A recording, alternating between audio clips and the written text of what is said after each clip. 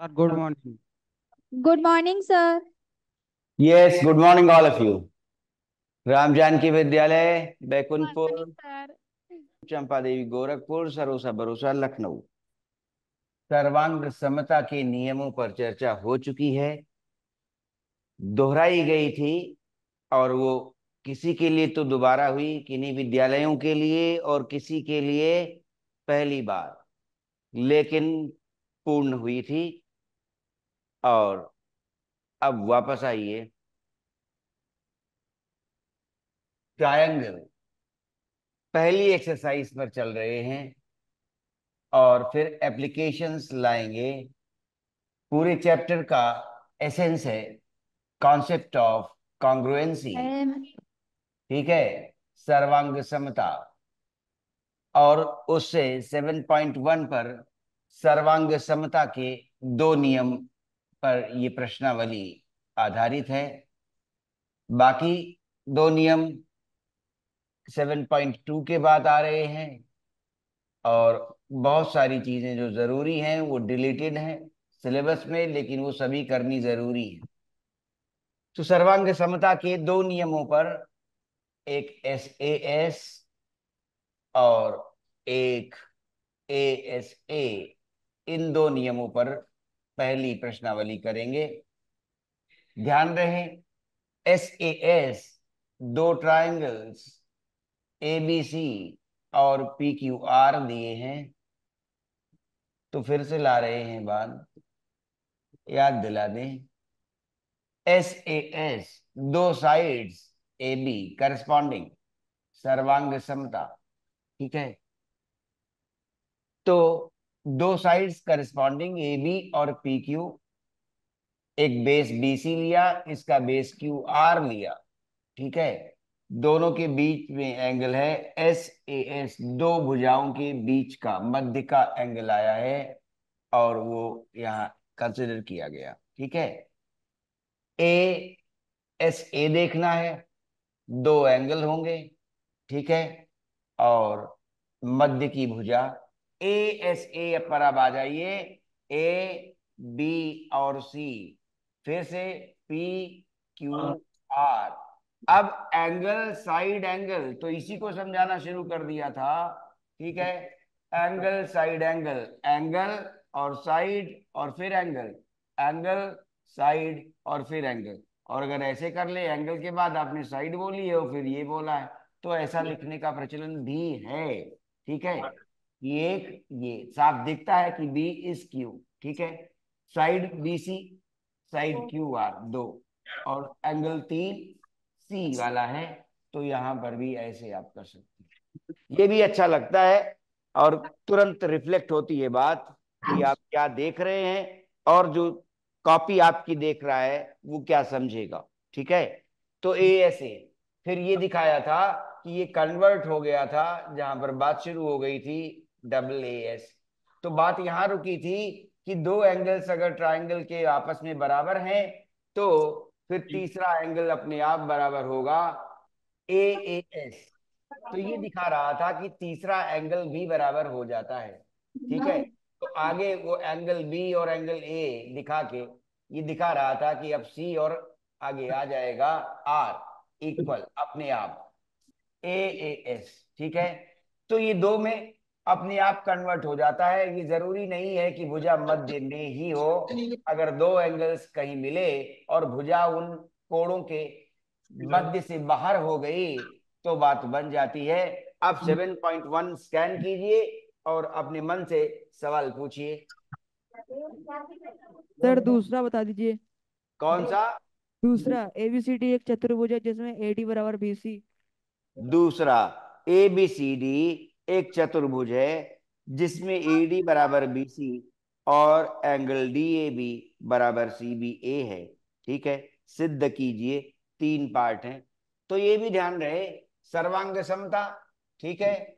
CPCT, CPCT अगर दो triangles को हम नियमों के अनुसार सर्वांग सम कह चले, प्रूव कर पाए, सिद्ध कर पाए, तो CPCT लागू होगा। क्या? Corresponding parts of congruent triangles, सर्वांग सम त्रिभुजों के संगत भाग बराबर होते हैं। ठीक है, तो क्या लिखेंगे? सर्वांग सम त्रिभुजों के, सर्वांग सम त्रिभुजों के, सर्वांग सम त्रिभुज, सर्वांग सम त्रिभुज के, ठीक है, सर्वांग सम त्रिभुजों के। तो सवाल में ये बार बार कहना पड़ेगा, तो उसे भी सिखा ले।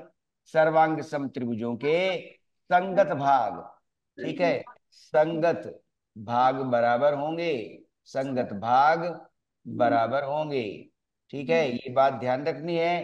Corresponding parts of congruent triangles, corresponding parts of yes. Congruent triangles, तो जब त्रिभुजों को सर्वांग सम कर चुके होंगे तब लिखेंगे बाय सीपीसीटी।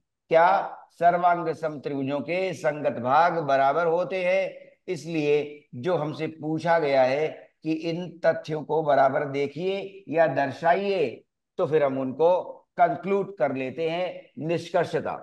आइए सवाल नंबर 2, चलिए।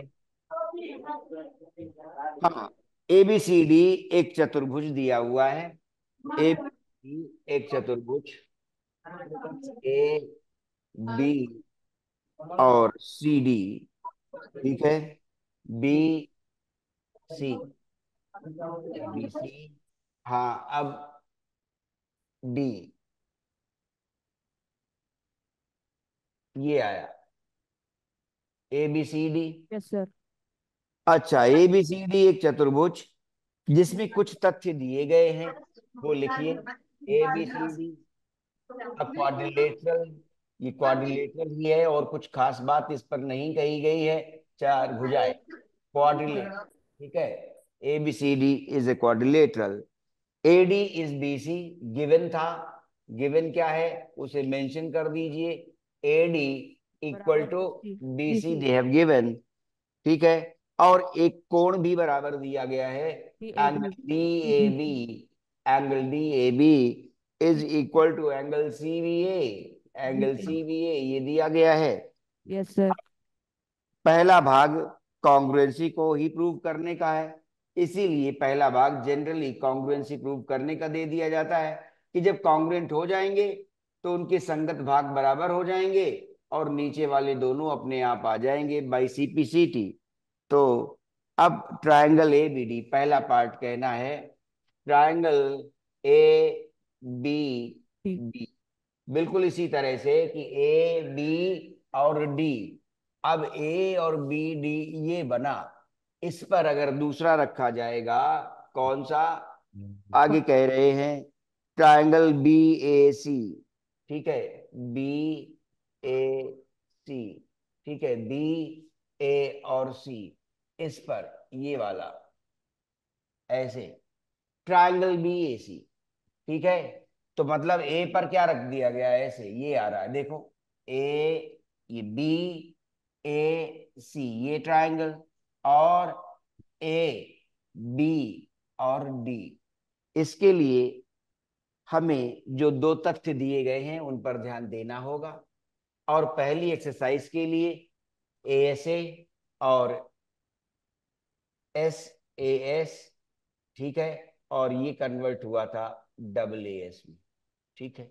चलिए दोनों ही त्रिभुज पहले ध्यान से देख लें।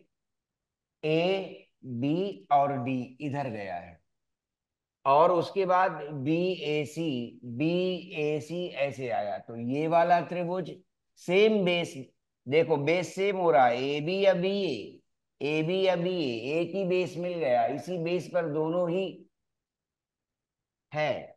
अब ए डी बराबर बी सी मार्क कर दें, ए डी बराबर बी सी, एक भुजा बराबर हो गई। Yes sir.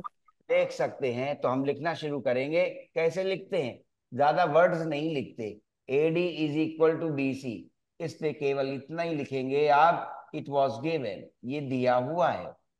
अब उसके बाद चलते हैं आगे, D A B, angle D A B, तो जो त्रिभुज लिया है कौन सा, ठीक है, बी ए वाला, ठीक है, कौन सा? बी ए डी वाला या ए बी डी वाला, ये जो आया देखो डी ए बी में या ए बी डी में, यहां पर पूरा angle A B D triangle ये है, और एंगल डी ए बी जब ले रहे हैं तो एंगल डी ए बी इन्हीं त्रिभुजों में मिला है और बीच में आया है। ठीक है, angle D A B is equal to angle C B A, C B A. ठीक है, तो देखो क्या हो सकेगा, ये वाला आएगा कि ये वाला आएगा कि ये वाला आएगा, यही देखना है। Angle D B A was angle C B A given, ये भी गिवन है, लेकिन जब हमने क्वाड्रिलेटरल में इन त्रिभुजों को निरूपित करने के बाद जो तथ्य गिवन है, दिए हैं, उन्हें वहां निरूपित किया कि एडी बराबर बीसी है और डी ए बी जो ए बी डी में पड़ रहा है, और उसके बाद सी बी ए जो बी ए सी में पड़ रहा है, ये दोनों ही कोण बराबर हैं। ठीक है, तो ये दोनों कोण बराबर आ गए। अब देखो ध्यान से, साइड एंगल और साइड और दिख जाए, ठीक है, तो बात बन जाए। फिर देखें, साइड एंगल इन बिटवीन मिल गया, साइड एंगल इन बिटवीन मिल जाए, लेकिन इन बिटवीन किस भुजा को लेकर कह रहे हैं, दोनों ही त्रिभुजों में बेस ए बी कॉमन है। देखो ध्यान से, दोनों ही त्रिभुजों में ए बी और बी ए, ये भुजा दोनों ही त्रिभुजों के लिए जिनकी सर्वांग समता की मांग की गई है कॉमन है। देखो ए बी पर ही दोनों त्रिभुज जा रहे हैं, और अगर हम ए बी को अब कह देंगे कि ये दोनों ही त्रिभुजों में कॉमन है, A B is equal to A B, और वो साफ है, कॉमन दिखी है। ठीक है, चित्र में भी और यहां पर भी जब नेम किया गया है, नाम में भी दिख रही है, ए बी बराबर बी ए, नाम में भी दिखी, जब त्रिभुजों के नाम लिखे गए तब भी दिखा ए बी और बी ए कॉमन है। ठीक है, तो यस अब सर। हमें क्या दिखा, साइड एंगल। ठीक है, साइड एंगल साइड, और फिर से यहां पर भी आया साइड एंगल और साइड, फिर से देखिए ये साइड एंगल साइड आ गया, तो कौन सा रूल हुआ, ये वाला। तो अब हम कहेंगे therefore triangle A B D is congruent to triangle B A C. किस रूल से, रूल भी लिखिए। ठीक है, रूल लिखिए, साइड एंगल साइड, रूल लिख दीजिए। अधिक व्याख्यात्मक भाषा नहीं लिखनी है। ठीक है, और सोचने समझने के लिए मैंने जो बोला वो विश्लेषण तो जरूरी है, लेकिन जब कॉपी में लिखा जाएगा तो बहुत ब्रीफली संक्षेप में उत्तर लिखते हुए हम आगे बढ़ेंगे। तथ्य जो दिए हुए हैं, तथ्य जो हम डिड्यूस कर सकते हैं, जो प्राप्त कर सकते हैं दिए हुए तथ्यों से, और कारण बिना रीजन के नहीं लिख सकते, ये बात ध्यान रहे। ज्योमेट्री में बिना रीजन के अगर तथ्य देंगे तो मार्क्स कम मिलेंगे। ठीक है, ये बात ध्यान रहे, मार्क्स तो मिल जाएंगे, कुछ ना कुछ मार्क्स देंगे वो, लेकिन अगर आपने ये नहीं लिखा, इसमें भी विद्यार्थी कई बार थोड़ा आलस महसूस इसलिए करते हैं, पूरा लिखना है। ठीक है, तो उसे ब्रीफली भी आप रीजन दे रहे हैं ना, तो संक्षेप में कहें चलेगा, संक्षेप में लिखिए गिवन गिवन कॉमन, खत्म बात। तो यहाँ आलस नहीं आएगा, और कॉपी चेक करने वाले को इस बात का आभास हो जाएगा कि आप समझते हुए लिख रहे हैं और आपको ज्ञान सही अर्थों में है। ठीक है, ये बात हो गई। अब जब ट्राइंगल कॉन्ग्रुएंट हो गए एस ए एस नियम से, तो अब और बातें पूछी गई हैं। क्या बी डी बराबर ए सी होगा, सेकेंड पार्ट पूछा गया, क्या बी डी बराबर ए सी। अब हम देखें कि बी डी बराबर ए सी, बी डी किस ट्राइंगल में है और ए सी किस ट्राइंगल में है। बी डी ये भुजा बनी है जो काम नहीं आई थी सर्वांग विषमता को प्रूव करने के लिए, ए सी ये भुजा बनी है जो सर्वांग विषमता को प्रूव करते वक्त काम नहीं आई है। अब देखिए बी डी इसमें है, हाँ, बीडी इसमें है, बीडी उस त्रिभुज में है जिनको हम सर्वांग सम प्रूव कर चुके हैं। BD is with the triangle, ठीक है, in which we have proved the congruency already. ठीक है, बीडी में हम कॉन्ग्रुएंसी इधर एबीडी में और बीएसी में ला चुके हैं। एसी भी है, अरे वाह, एसी भी है। तो जो त्रिभुज हम सर्वांग सम कर चुके हैं, ये भुजाएं तो उन्हीं की हैं। जो त्रिभुज सर्वांग सम किए जा चुके हैं, ये भुजाएं तो उन्हीं की हैं। तो क्या लिखा गया? सर्वांग समता सिद्ध होने के बाद क्या अर्थ निकलेगा? सर्वांग सम त्रिभुजों के संगत भाग बराबर होंगे। ठीक है, सर्वांग सम त्रिभुजों के संगत भाग बराबर होंगे। ठीक है, तो ये बात आएगी, सर्वांग सम त्रिभुजों के संगत भाग बराबर होंगे। अब जो सर्वांग सम हो चुके, ए बी डी और बी ए सी, उन्हीं त्रिभुजों की ये भुजाएं हैं, बी डी और ए सी। तो अब हम यहां लिखेंगे by CPCT of first part, by CPCT, ठीक है, रिगार्डिंग फर्स्ट, ठीक है, ये लिखेंगे और अलग से प्रूफ नहीं आता। बाई सीपीसीटी रिगार्डिंग पार्ट 1, ठीक है, B D is equal to A C. ठीक है, सर्वांग सम त्रिभुज हो चुके हैं, ये सर्वांग सम त्रिभुजों की भुजाएं हैं। बीडी एबीडी की, बीडी किसको करस्पॉन्ड कर रही है? ट्रायंगल एबीडी को। ठीक है, और उसके बाद एसी किसको करस्पॉन्ड कर रही है? बीएसी को। तो बीएसी को करस्पॉन्ड कर रही है एसी, ठीक है, और एबीडी को करस्पॉन्ड कर रही है बीडी। ठीक है, ये लिख दीजिए। अब तीसरा पार्ट, ठीक है, तो जनरली कॉन्ग्रुएंसी के सवालों में किताब के अंदर सवाल इस तरह से लिखे गए हैं कि पहला भाग ही सवाल है और दूसरा भाग निष्कर्ष, तीसरा भाग भी निष्कर्ष। किसी सवाल में दूसरे या तीसरे भाग में से किसी को और सिद्ध करना पड़ता है, नहीं तो पहले भाग से, जिसमें अगर सर्वांग समता पहले पूछ ली गई है, तो दूसरा और तीसरा भाग निष्कर्ष के रूप में प्राप्त हो जाता है। अब कह रहे हैं थर्ड पार्ट, थर्ड पार्ट में ला रहे हैं कोणों को बराबर देखना चाहते हैं किन्हीं के। तो एबीडी कोण भी लाए हैं, एबीडी कोण बराबर कौन सा? कोण बीएसी। देखें जरा, क्या इनके साथ भी ऐसा है कि कुछ अलग से नए ट्रायंगल प्रूव करने हो, सर्व संगत, ठीक है, सर्वांग सम प्रूव करने हो नए ट्रायंगल? ये देख लें, एबीडी किसमें लाई कर रहा है? ए बी और डी, ये है ट्रायंगल एबीडी। तो ए बी डी जो ट्रायंगल था उसमें ये एंगल है ए बी डी, वही देखो यहां पर ये बी एंगल है ना, मिल गया।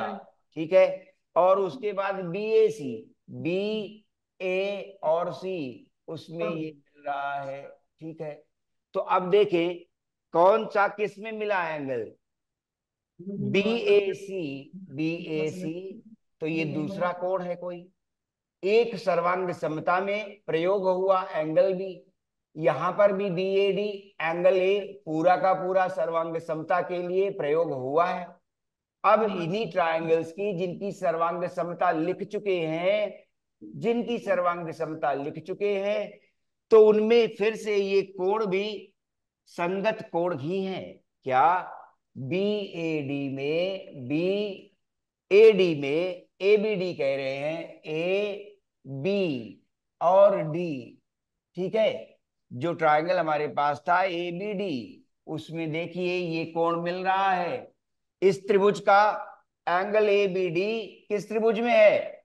एंगल ए बी डी त्रिभुज किसको करस्पॉन्ड कर रहे हैं? ये A B D, triangle A B D में है। ठीक है, और बी ए सी एंगल किस में है? ये देखें, angle B A C, B ए और सी उसी ट्रायंगल में आ गया बी ए सी। ठीक है, तो ये जा रहा है ट्रायंगल बी ए सी को। अब हम देखें क्या कि ए बी डी में ये मध्य में यहां पर और बी ए सी में ये मध्य में यहां पर, तो सिद्ध हो गया अच्छी तरह से कि जिन त्रिभुजों को हमने सर्वांग सम प्रूव कर लिया है, उन्हीं में से ये संगत कोण मध्य में आए हुए हैं। ठीक है, तो यहां भी लिखेंगे सीपीसीटी से किसकी? First part. ठीक है, by CPCT regarding first one. ठीक है, रिगार्डिंग फर्स्ट पार्ट, तो हमने देखा कि ये बराबर हो गए। ठीक है, तो जब सर्वांग सम हो चुके हैं त्रिभुज, तो उनमें संगत भाग बराबर होंगे।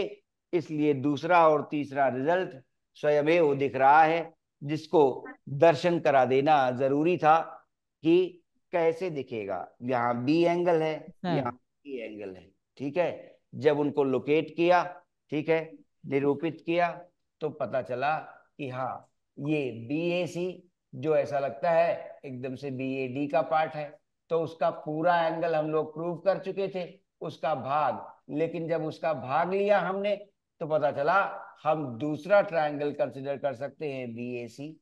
इसी तरह से जब ए बी डी लिया था, तो उसका भाग आ रहा है, और उसको आसानी से कंसिडर कर सकते हैं दूसरे ट्रायंगल के लिए, और वो बी ए सी के लिए कंसिडर किया गया। तो ये आ गया यहाँ पर। तो ध्यान रहे, एक भाग में प्रूविंग रहेगी, और ज्यादातर दूसरे और तीसरे भाग में कॉन्ग्रुएंसी का कंक्लूजन रहेगा। क्या? By CPCT. ठीक है, सर्वांग समत्रिभुजों के संगत भाग बराबर ही होंगे। तो दूसरे और तीसरे पार्ट में जनरली सवालों में ये देखना होगा, क्या ये उन्हीं त्रिभुजों के संगत भाग हैं जिनको हम सर्वांग सम कर चुके हैं। अगर ये उन्हीं त्रिभुजों के संगत भाग होंगे जिन त्रिभुजों को हम सर्वांग सम कह चुके, प्रूव कर चुके, तो फिर आसान बात है कि आगे जो दो तथ्य आते हैं वो निष्कर्ष के रूप में अपने आप स्वयं प्राप्त हो जाएंगे। ठीक है, अब फिर से एनालिसिस कर लीजिए और लिख लीजिए, और कोई डाउट आए तो पूछ लीजिए। पहला सवाल समझाया है, तो अब ये ध्यान रहे कि सवालों को लिखने का प्रारूप क्या रहेगा, और जो विश्लेषण है वो किस तरह से आगे ले जाना है। सवालों में त्रिभुजों के संगत भाग किस तरह से दर्शन में लेने हैं। आइए, दूसरा एक बता ऐसा दीजिए अच्छा सवाल पूछो जो एग्जाम में आ सके। सर। 6 नंबर बता दीजिए। सर 5वां बता दीजिए। पांचवा अच्छा है, पूछा जाता है एग्जाम में। छठा, पांचवा और छठा, ठीक है, किसी विद्यालय में पांचवा और किसी विद्यालय में छठा सवाल पूछ लिया जाता है। आपने अच्छा सवाल पूछा है। तो चलिए, पहले पांचवा सवाल, और अब तेज व्याख्या होगी, ध्यान रहे। ठीक है, आसानी से पकड़ लीजिएगा। आइए, रेखा एल कोण ए को समद्विभाजित करती है। It bisects the angle A. L एक रेखा कोण ए को समद्विभाजित करती है। समद्विभाजित माने बराबर बराबर, ये ध्यान रहे। ठीक है, समद्विभाजित। ठीक है, रेखा एल कोण ए को, जो एडजेसेंट एंगल्स के लिए आया है, दोनों ये वाला और ये वाला आसन्न कोण हुए एडजेसेंट एंगल्स। एल रेखा कोण ए को समद्विभाजित करती है। इट बाइसेक्ट्स एंगल ए, ये मीनिंग निकलेगा बराबर बराबर। ठीक है, तो आप कह सकते हैं एंगल 1 और एंगल 2, एंगल 1 और एंगल 2 बराबर हैं। बीपी और बी क्यू कोण ए को की भुजाओं पर बी से डाले गए लंब हैं। ठीक है, बीपी और बी क्यू, ठीक, ए की भुजाओं, कोण ए की भुजाओं पर बी से डाले गए लंब हैं। तो अब हम लोग बी देख लेते हैं।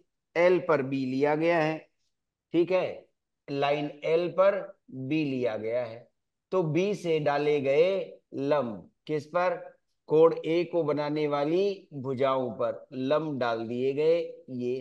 ठीक है, तो बीपी है इस पर, और उस पर बी क्यू है। तो बी क्यू, ये लंब डाल दिए गए। ठीक, आइए अब आकृति को देखते हुए दर्शाइए कि triangle congruent to triangle A Q B. पहला पार्ट है, देख लो। Triangle A P B is congruent to triangle A Q B, is congruent to triangle A Q B. ठीक है, यस आइए, sir. A P B, A P B ये वाला, और ए क्यू बी, क्यू यहां था, बी क्यू लंब डाली गई थी, A P B, letter C A P और बी, ठीक है, और उसके बाद A Q B, A Q and B, ठीक है, ये देखना है। आइए एंगल वन पहला लिख लेते हैं, जो उन्होंने पहले तथ्य में ही कहा है, angle one equal to angle two. क्यों?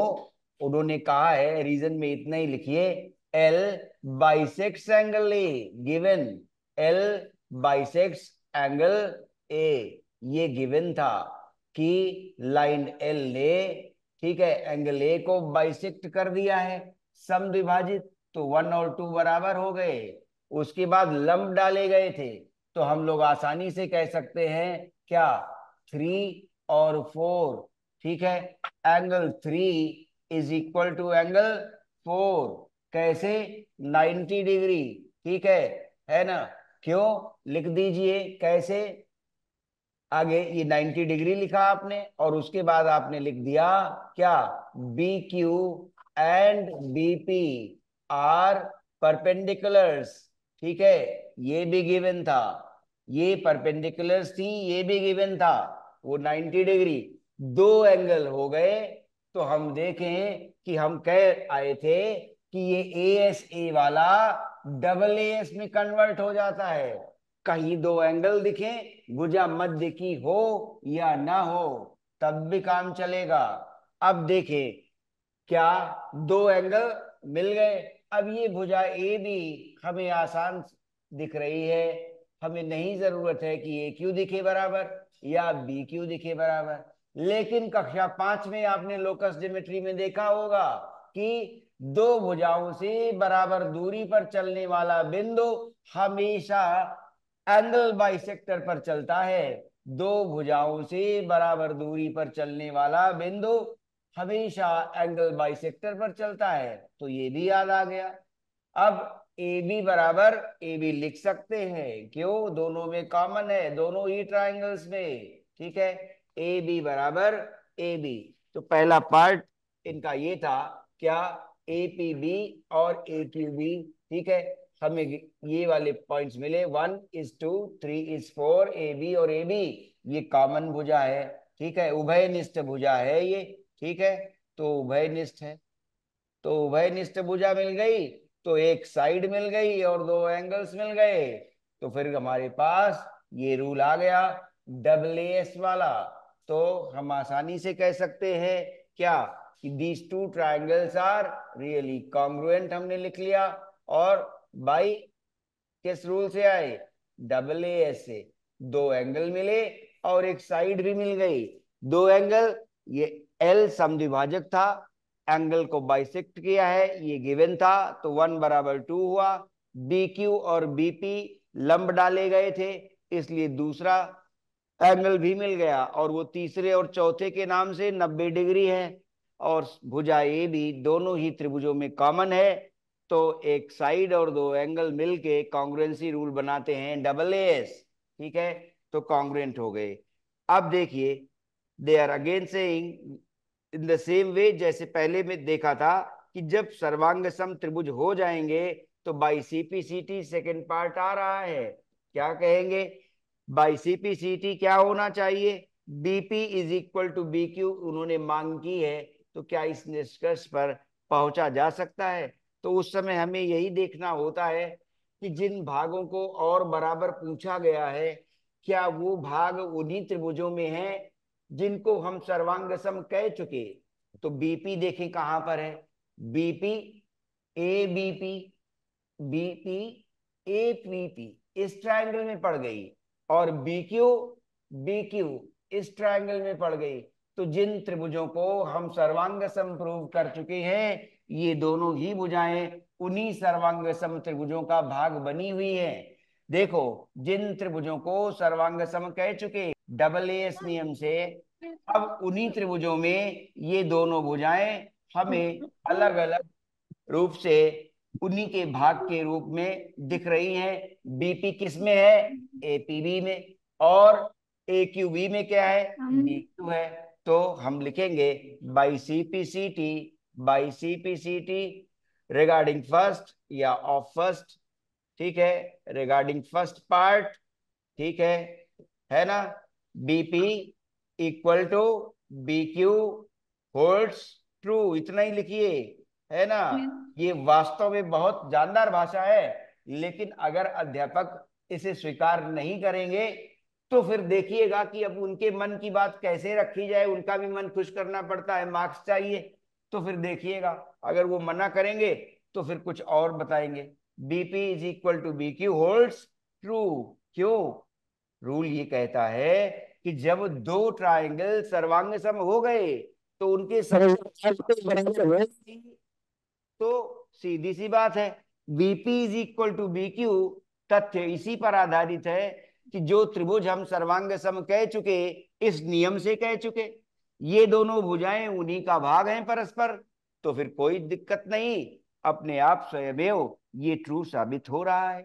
ऐसे लिख दीजिए, है ना, बाई सीपीसीटी रिगार्डिंग, ठीक है, फर्स्ट पार्ट, ठीक है, रिगार्डिंग फर्स्ट पार्ट, फर्स्ट में आप प्रूफ कर चुके होते हो इसलिए लिखना है, ठीक है, रिगार्डिंग फर्स्ट पार्ट जो पूछा गया है दैट विल होल्ड ट्रू, ठीक है। पांचवा हो गया, लिख लीजिए, छठा सवाल बता देंगे, सर ठीक है, छठा छठा सवाल बता बताएंगी, दीजिए। छठा बताए। यस सर बता दीजिए। ओके वेल डन, कभी 2 मिनट में आता है, देखो, ठीक है, 7.21 AC इज ए, ठीक है, and A B is A D, angle A B A D, बहुत सारी चीजें तो इसमें पहले से इक्वल हैं, एंगल बी ए डी। अब कहा नहीं, ये बात छुपा ले गए कि कौन से त्रिभुजों को कॉन्ग्रुएंट करिए तो बाकी बात आएगी। B C is equal to D, तो केवल चित्र बनता है और तुरंत दिखेगा, आप लिखिएगा। आप इस समय तक समझ चुके हैं कि कैसे लिखना है, देख लीजिए, 2 मिनट और रुकिए। ए बी और उसके बाद सी, ए बी सी, ठीक है, इस बीसी पर डी आया है एक पॉइंट, ये डी आया है, और उसके बाद ए बी सी, और फिर से डी ये लिया है और एक ई भी लाए हैं, ठीक है, और ई लाए हैं इस तरह से,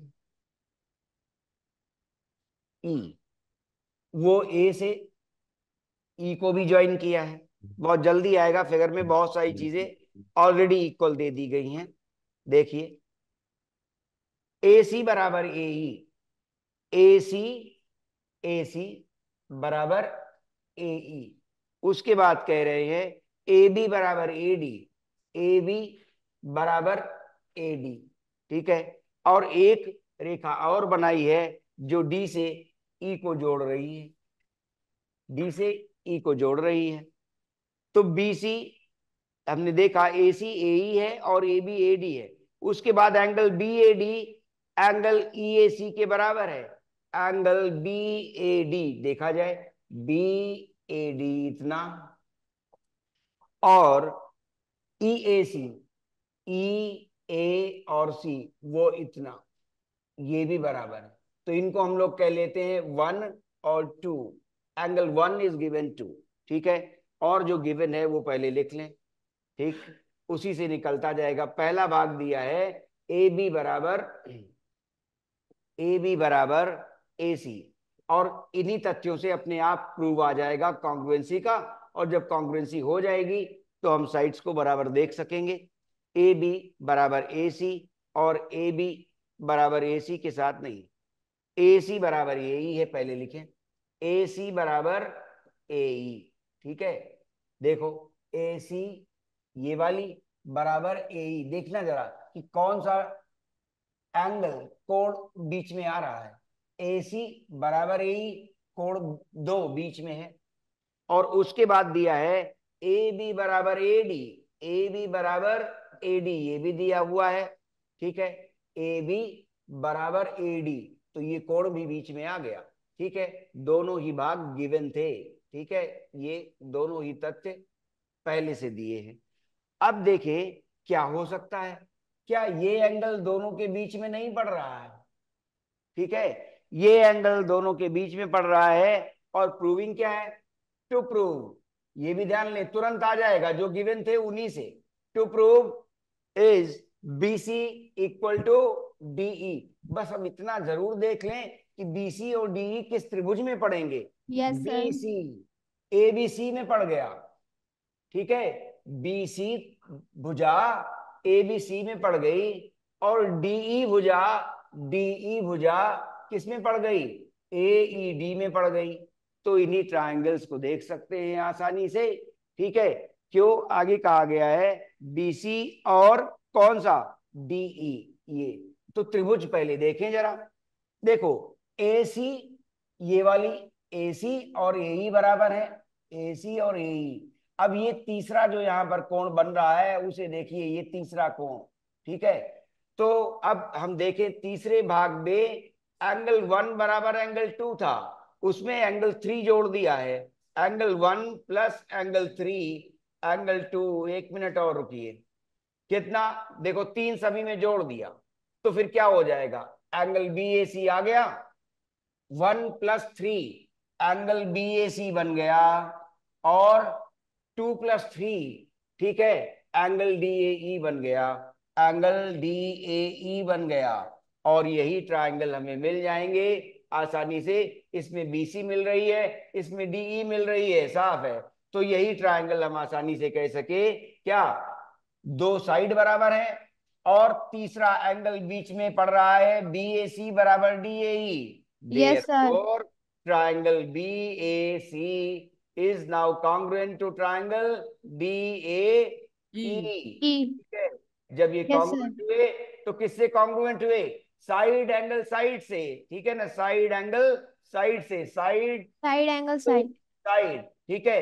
तो side angle yes sir. Side से कॉन्ग्रुएंट हो गए। अब हम यस देख, सर। बीसी बराबर डीई मांगा गया था, बीसी इसमें लाई कर रही है और डी इसमें लाई कर रही है।